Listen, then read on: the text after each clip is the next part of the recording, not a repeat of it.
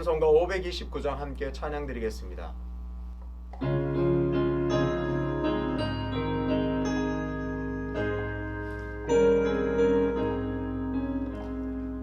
온유한 주님의 음성 내 귀에 속삭이네. 내 마음 눈을 두드리니 곧 주님을 영접하라. 피하지 말라, 피하지 말라. 우리가 곁길로 피해도 맘속에 오시니. 심판날 당할 때 주님을 너 맞을 준비해. 맘속에 주님을 영접하라. 주 영접하라. 사랑의 주 예수 친히 이 땅에 내려오사 문 밖에 서서 기다리니 참 놀라운 사랑이라. 피하지 말라, 피하지 말라. 우리가 곁길로 피해도 맘속에 오시니. 심판날 당할 때 주님을 너 맞을 준비해. 맘속에 주님을 영접하라. 주 영접하라. 주님의 은혜를 받고 너 주를 영접하라. 마음은 활짝 열어놓고 너 주님을 영접하라. 피하지 말라, 피하지 말라. 우리가 곁길로 피해도 맘속에 오시니. 심판날 당할 때 주님을 너 맞을 준비해. 맘속에 주님을 영접하라. 주 영접하라. 함께 기도하겠습니다. 아버지 하나님, 은혜와 사랑을 감사합니다. 이 새벽에도 하나님의 은혜를 우리에게 주시려고, 또 하나님의 뜻을 깨닫게 하시려고 우리를 깨워주시고 말씀의 자리로 이끌어 주심을 감사합니다. 오늘도 겸손하게 하나님의 말씀 앞에 무릎 꿇을 때에 하나님의 뜻이 우리 가운데 온전히 드러나게 하시고 하나님의 뜻과 하나님의 기뻐하시는 일을 분별할 수 있는 은혜를 더하여 주시옵소서. 아버지 하나님, 이제 연말이 그야말로 며칠 남지 않았습니다. 이 연말이 다가오면 다가올수록 새초부터 새말까지 우리를 여전히 돕고 인도하시는 하나님의 은혜를 깨닫게 됩니다. 하나님, 고백합니다. 한순간도 주님의 은혜가 없었더라면, 하나님의 돌보심이 없었더라면 우리가 여기까지 올 수 없었습니다. 수유제일교도 그 어려운 모든 문제들을 해결할 수 없었음을 고백합니다. 주님, 참 감사합니다. 우리가 드린 이 감사와 찬양을 기뻐 받아 주시옵소서. 그리고 우리는 또한 고백할 수밖에 없습니다. 하나님, 우리 수유제일교회의 미래, 우리의 삶의 모든 미래 순간순간도 하나님의 은혜가 없으면 살아갈 수 없사오니 우리에게 긍휼 베풀어 주셔서 하나님을 의지하며 하나님을 붙들 때에 하나님께서 우리를 이끄시고 인도하시는 복을 누리게 도와 주시옵소서. 그래서 목자가 푸른 초장으로 양을 인도함 같이 우리가 주의 은혜의 꼴을 먹으며 은혜의 돌보심을 맛볼 수 있는 복된 성도들로 다 삼아 인도하여 주시옵소서. 감사드리며 예수님의 이름으로 기도하옵나이다. 아멘. 오늘 우리에게 주시는 하나님의 말씀은 마태복음 18장 3절입니다. 이르시되 진실로 너희에게 이르노니 너희가 돌이켜 어린아이들과 같이 되지 아니하면 결단코 천국에 들어가지 못하리라. 오늘의 그 본세의 한 문장입니다. 우리는 새 사람을 입어야 합니다. 만일 우리 자신을 변형시키기를 거절하면 하나님께서는 매번 우리에게 책임을 물으실 것입니다. 자연적인 생명이 우리를 다스려서는 안 되고 하나님께서 우리를 다스리셔야 합니다. 완고함을 벗으라 라는 제목으로 말씀을 전하겠습니다. 이제 12월도 정말 얼마 남지 않았습니다. 한 해를 마무리하면서 하나님과 더 친밀한 교제를 누리게 되시기를 주님의 이름으로 축복합니다. 다시 한번 주님은 나의 최고봉 12월 주제를 짚어보겠습니다. 하나님의 평강이 임하십니까? 이것이 12월의 주제입니다. 그리고 그 소제목은 의심과 불안으로 성령을 따르기 힘들 때입니다. 그렇습니다. 하나님께서는 성도가 항상 평강을 누리기를 원하십니다. 하늘로부터 오는 그 평강을 성도들이 마음껏 누리기를 원하십니다. 그리고 기꺼이 성령의 인도하심에 순종하는 삶을 살기를 원하십니다. 하지만 현실의 삶에서 평강을 누리는 것도 만만치 않습니다. 얼마나 수많은 문제들이 우리의 마음을 요동치게 하는지 모르겠습니다. 또 성령의 인도하심에 기꺼이 순종하기란 말처럼 쉽지만은 않습니다. 오늘 그본서에서 오스왈드 챔버스는 어린아이를 주목하라고 강조합니다. 어린아이와 같이 되지 않으면 결코 천국에 들어갈 수 없다는 그 예수님의 말씀을 기억하라고 말합니다. 오늘 교재의 첫 문장을 제가 읽겠습니다. 주님의 이 말씀은 처음 거듭날 때에도 해당되는 진리이지만 우리의 인생 가운데서도 계속 적용되어야 하는 진리입니다. 어린아이와 같이 되라는 이 말씀은 성도가 계속해서 기억하고 품어야 할 진리임을 강조합니다. 그러면서 어린아이가 어머니를 의지하듯이 그렇게 의존하는 것처럼 하나님을 의지해야 하는 것이 마땅하다고 말하고 있습니다. 시편 131편 2절에서는 이렇게 고백합니다. 실로 내가 내 영혼으로 고요하고 평온하게 하기를 젖된 아이가 그의 어머니 품에 있음 같게 하였나니 내 영혼이 젖된 아이와 같도다. 무슨 말인가요? 이제 갓 젖을 땐 아이는 어머니의 품 안에서 평온함을 누리게 됩니다. 내 영혼이 곧 젖된 아이와 같다. 이렇게 고백합니다. 그만큼 내가 어린 심정이 되어서 그런 어린아이의 심정이 되어서 여호와를 앙망하고 여호와를 의지하고 그래서 여호와께서 베푸시는 그 은혜를 내가 누리고 있다는 놀라운 고백입니다. 어린아이는 어머니가 조금이라도 느껴지지 않으면 불안해서 웁니다.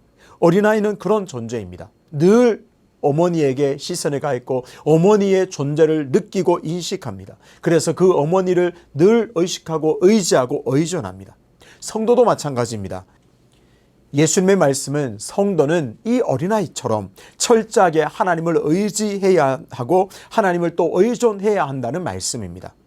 그러니까 성도가 구원의 은총으로 살아갈 때에 여전히 어린아이와 같은 자세로 하나님을 의지할 때 평온하고 기쁨을 누리게 됩니다. 그렇습니다. 처음 거듭날 때만 예수님을 의지하고 하나님을 의지하는 것이 아니라 성도는 살아가는 내내 하나님을 의지하는 삶으로 살아가야 합니다.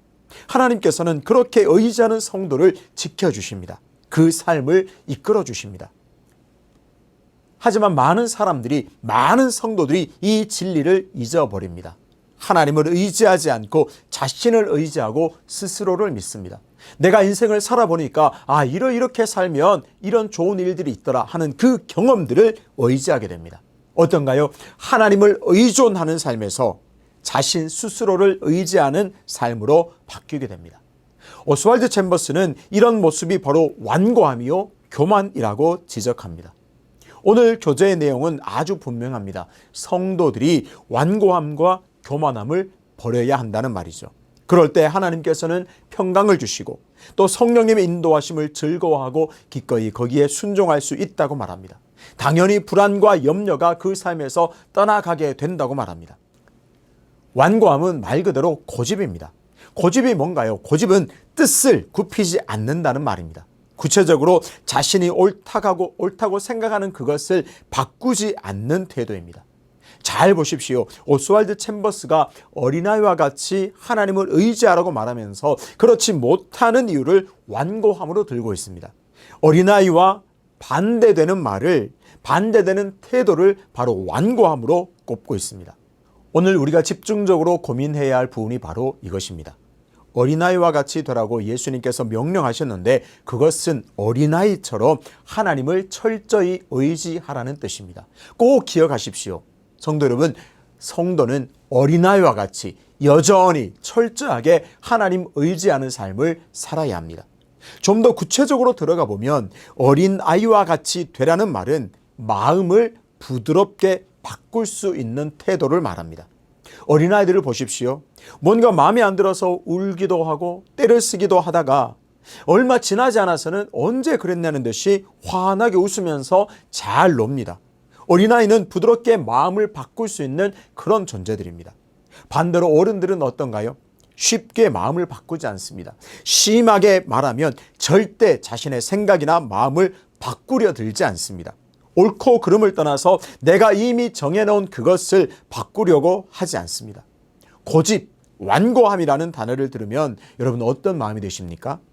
나와는 상관없다는 그런 생각이 드십니까? 조금만 자신을 돌아보면 각자에게 이 고집은 다 있습니다. 완고한 영역은 다 있음을 알 수 있습니다. 사실 살아가면서 고집스러운 부분도 있어야 합니다. 네, 고집스러운 부분은 있어야죠. 신념을 지키고 끝까지 일관되게 살아가는 삶의 태도는 분명히 있어야 합니다. 중요합니다. 하지만 신앙생활에 있어서 완고함은 그야말로 독과 같습니다. 문제는 완고함의 시작이 내가 옳다고 생각하는 데 있습니다. 완고함이 어디서부터 시작되었느냐?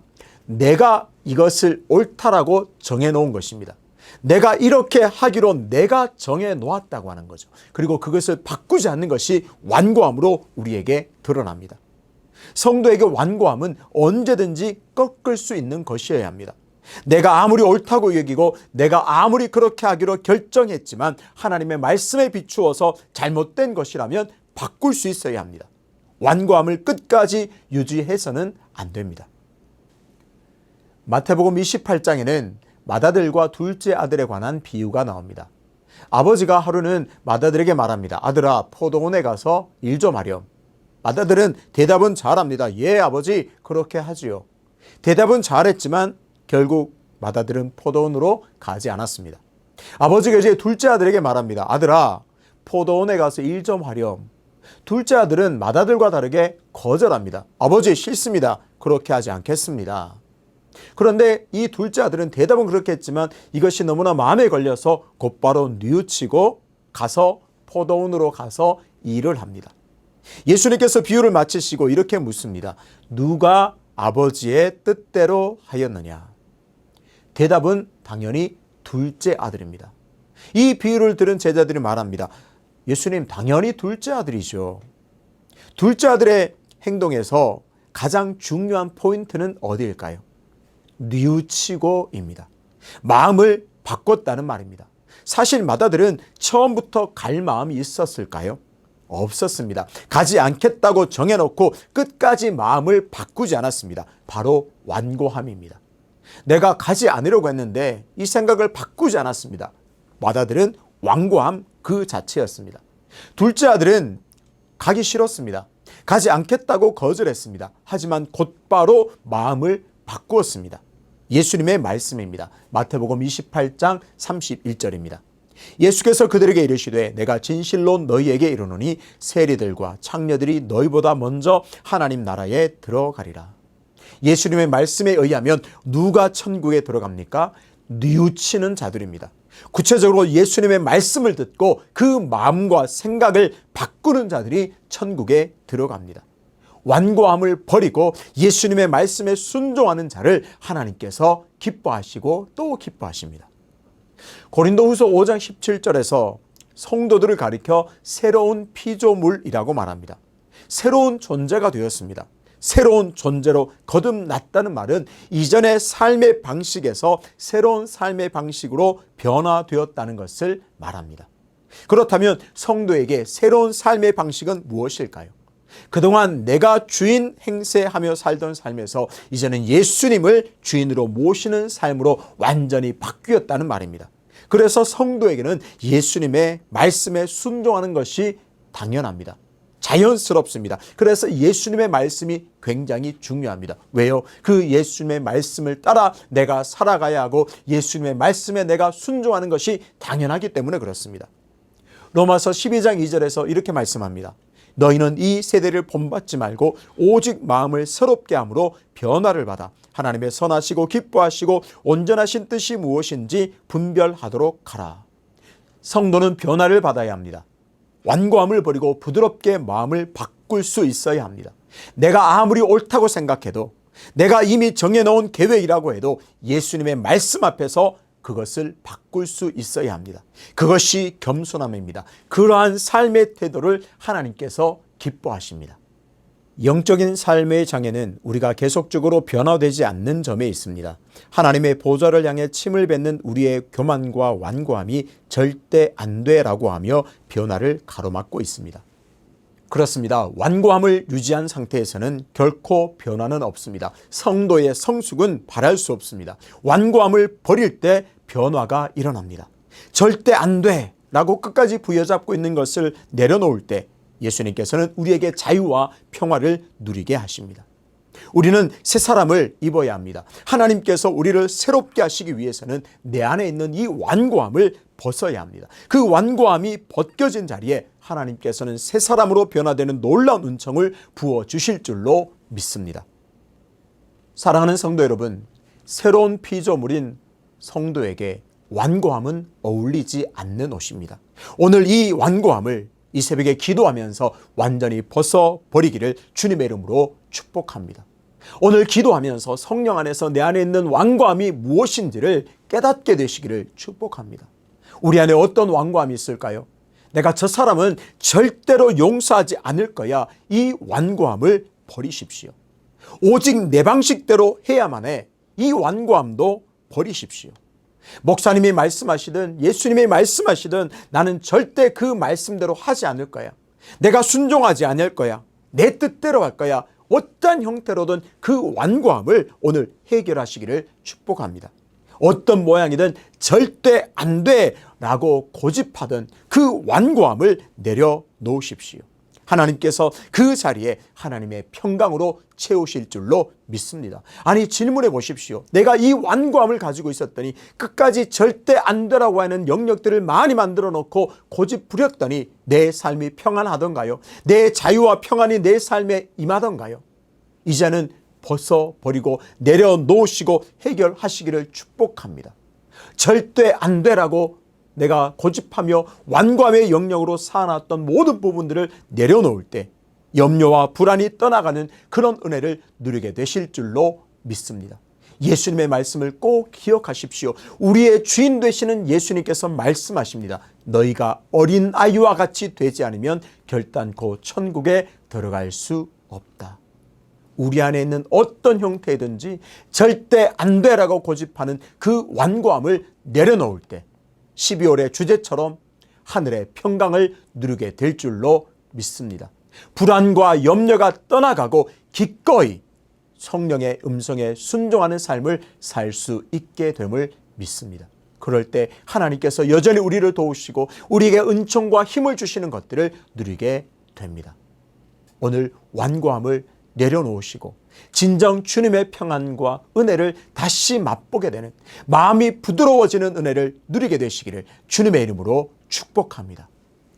아버지 하나님, 신앙생활을 하면서 이것저것은 절대 안 되라고 생각했던 그런 완고함이 내 안에 있음을 깨닫게 해주시니 감사합니다. 하나님의 말씀보다, 그 놀라운 성령의 음성보다 내가 정해놓은 것, 내가 계획했던 것들이 더 높은 자리에 있었음을 회개합니다. 주님, 돌이키오니 뉘우치오니 용서하여 주시고 이제 예수님의 말씀 앞에서, 성령님의 인도하심 앞에서 완고함은 다 내려놓음으로 순종하는 삶을 살기로 결단하오니 은혜의 은혜를 더하여 주시옵소서. 우리 안에 있는 완고함의 옷을 벗어버릴 때에 성령의 평강이 다시 임하고 우리 안에 있던 염려와 불안들이 떠나가는 역사를 경험하게 되는 복을 허락하여 주시옵소서. 그래서 완고함이 떠난 자리에 하나님께서 우리를 새롭게 하시고 새롭게 은총 부어주시는 것으로 충만한 복된 삶이 되도록 인도하여 주시옵소서. 연하여 주님 가르치신 기도로 기도하오니 하늘에 계신 우리 아버지, 아버지의 이름을 거룩하게 하시며 아버지의 나라가 오게 하시며 아버지의 뜻이 하늘에서와 같이 땅에서도 이루어지게 하소서. 오늘 우리에게 일용할 양식을 주시고 우리가 우리에게 잘못한 사람을 용서하여 준 것 같이 우리 죄를 용서하여 주시고 우리를 시험에 빠지지 않게 하시고 악에서 구하소서. 나라와 권능과 영광이 영원히 아버지의 것입니다. 아멘.